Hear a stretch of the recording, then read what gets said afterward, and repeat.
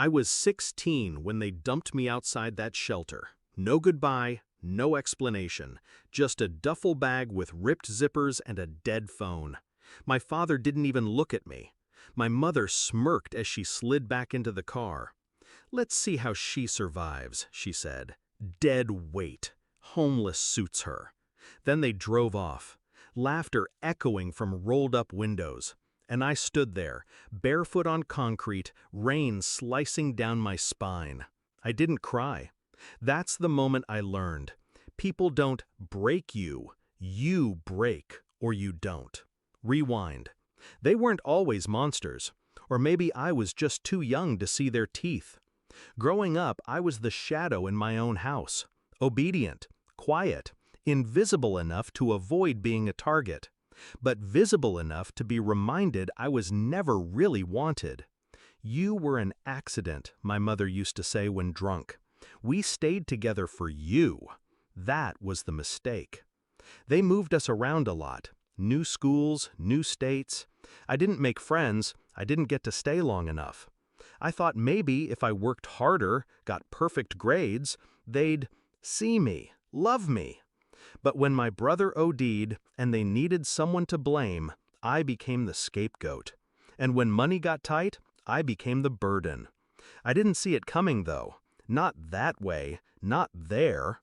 I remember the moment I realized they weren't coming back. I waited in the shelter lobby until dark. Told the woman behind the desk they just went to park the car. She gave me a look like she already knew, like she'd seen this story play out too many times. When midnight hit, she came over. "They're not coming back, are they?" she asked softly. I didn't answer. I couldn't.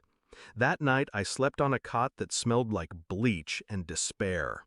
And I swore, this will not be the end of my story. This will be my origin. The next 5 years weren't pretty. I scrubbed dishes, cleaned bathrooms, took GED classes at night, hiding textbooks behind the front desk of a gas station. I learned how to code on a library computer, took free online classes, built apps, sold templates. By 19, I was freelancing for small businesses. 20, I launched my first product. 21, I had a team. 22, I bought my first property, in cash. By 23, I wasn't rich. I was untouchable.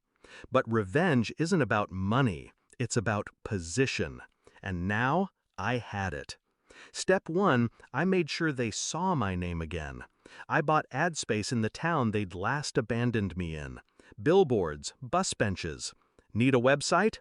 Built by Raina Cole. My name in bold, smiling back at them like a ghost they couldn't bury. Then I bought the company my father worked for, quietly, through 2 shell companies.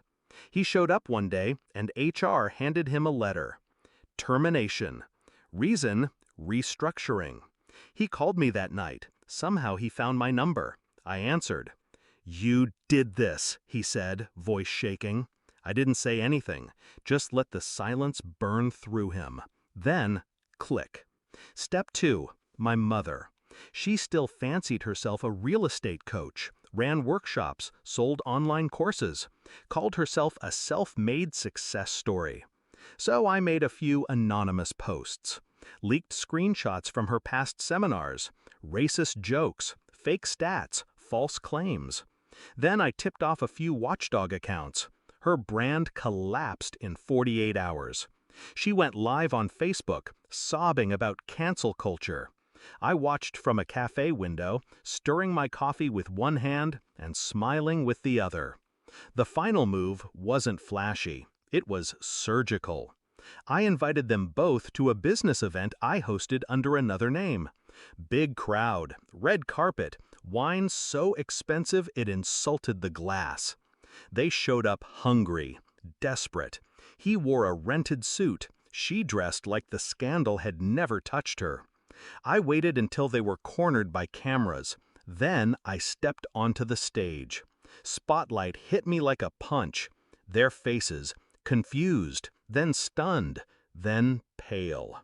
I spoke about resilience, about how some people throw you away like garbage, then ask for a piece when you become gold. My eyes never left theirs. And to those who left me with nothing, thank you. You taught me everything.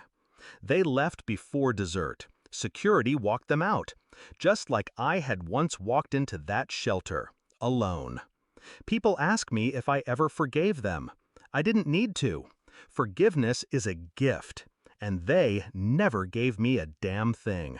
So I gave them clarity, and the echo of their own words turned inside out.